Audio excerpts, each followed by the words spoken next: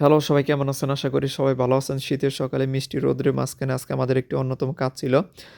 আমাদের ঘাস ক্ষেতের পাশে কিন্তু ২ থেকে ৩ ডিসিমেলের মতো জায়গা হবে। এই জায়গার ভিতরে আলু, পেঁয়াজ, রসুন এবং গোটা চাষ করে থাকি। তো এবারও আমরা তাই করতাছি কাজগুলো। তো আমি, আব্বা এবং আমার মেয়ে রুকাইয়া সাথে বাইক নিয়ে আসছে। তো আমরা আজকে তো দেখতেই পারতেছেন যেহেতু সকালটা ভালোই ছিল তাই ভাবলাম একটু ভিডিও করি। তো আপনারা সম্পূর্ণ ভিডিও দেখবেন। তো দেখতেই পারতেছেন আমাদের কাজগুলো পুরোদমে চলতেছে। তো নাঙ্গলের সাহায্যে আব্বা ভুমুটগুলো টান দিছিল কিন্তু বাইকটা মাঝখান দিয়ে আলুগুলো বসাই দিতে পাশে বলের ভিতরে আলুগুলো ছিল। মেয়ে দৌড়াদৌড়ি এবং হাসি খুশি ছিল। তো আমার মেয়ের জন্য সবাই দোয়া করবেন। তো ইতিমধ্যে বাইকটা কিন্তু বসানো শুরু করছে, আমি ভিডিও করতেছি। তো একটা করে মোমোর টান দিব, আবার ফির মাঝখান দিয়ে বসাই দিব, আবার ফির একটা করে টান দিব, এইভাবে কিন্তু চলবে আলু গাড়া। তো ইতিমধ্যেই মোটামুটি চলতেছে। তো পাশে আবার আব্বা এবং মেয়ে অনেক গল্প করতেছে এবং কাজ করতেছে। ওই সময়টা ভালোই লাগতেছিল।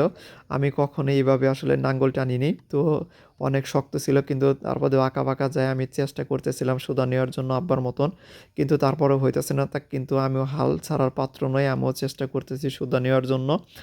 তো এই পাশ দিয়ে কিন্তু আবার বাইক নিয়ে আলু গাড়া চলতেছে ইতিমধ্যেই অনেক। তো এই পাশে যেহেতু আমাদের ট্রাক্টর দিয়ে যেহেতু হাল বানানো ছিল, তো মাটিগুলো ছিল একটু বড় বড়, তাই ইটা মঙ্গলের সাহায্যে ছোট ছোট করে আব্বা চেষ্টা করতেছিল।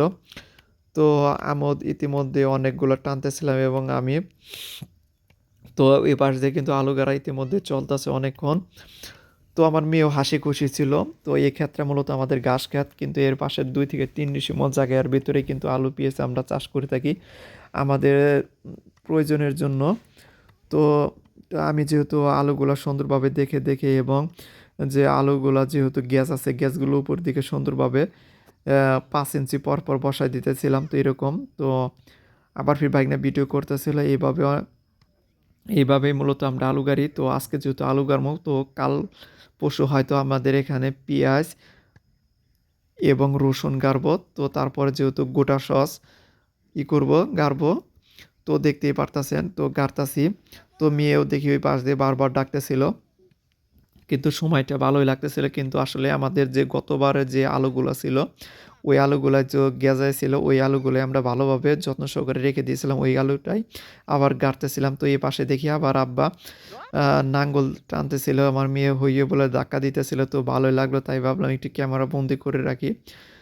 তো আমার বাবা এবং আমার মেয়ের জন্য সবাই দোয়া করবেন। তো আসলে আব্বা যেভাবে কাজ করে আমি তার মতো কাজ করার চেষ্টা করি, কিন্তু আমি তার সাথে কোনোভাবেই পারি না। তো তারপরে যখন নাঙ্গল দিয়ে টানতেছিলাম অনেক শক্তি লাগতেছিল, আমার মেয়েও অনেক খুশি। তো তো দেখতেই পারতাছেন।